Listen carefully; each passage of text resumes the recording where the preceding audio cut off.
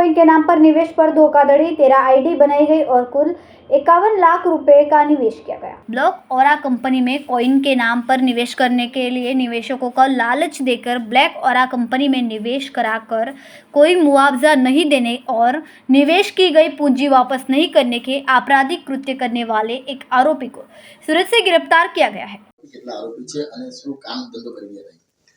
फरियादी श्री मोहम्मद अकरम द्वारा इकोसेलમાં ફરિયાદ આપવામાં આવેલ જે ફરિયાદની વિગત એવી છે કે ફરિયાદીને બ્લોક ઓરા કોઈન માં ઇન્વેસ્ટ કરવા માટેની વિશ્વાસ આપવામાં આવેલ અને એમાં તમને સારામાં સારું વળતર આપવામાં આવશે એ રીતના વેબસાઇટ ઉપરથી ઇન્વેસ્ટમેન્ટ કરાવી અને ફરિયાદી સાથે 51 લાખ રૂપિયાનું ચીટિંગ કરેલ છે, જે અનુસંધાને અમે 5 આરોપીઓ વિરુદ્ધમાં આઈપીસી કલમ 409, 420, 114 અને જીપીઆઈડી એક્ટ મુજબ ગુનો નોંધેલ છે।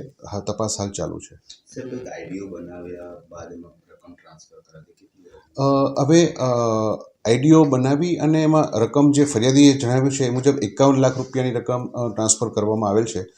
વિશેષ આઈડીની અને અન્ય જે ઓનલાઈન બાબતેની જે ચીટિંગ કરવાની મેટર છે એ અનુસંધાને હાલ તપાસ ચાલુ છે। શક્ય છે કે કદાચ આંકડો આ વધી પણ શકે।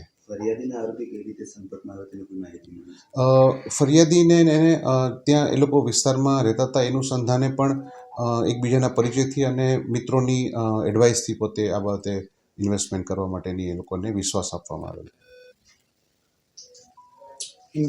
संवाददाता जय शिंदाने, BHP न्यूज, सूरत।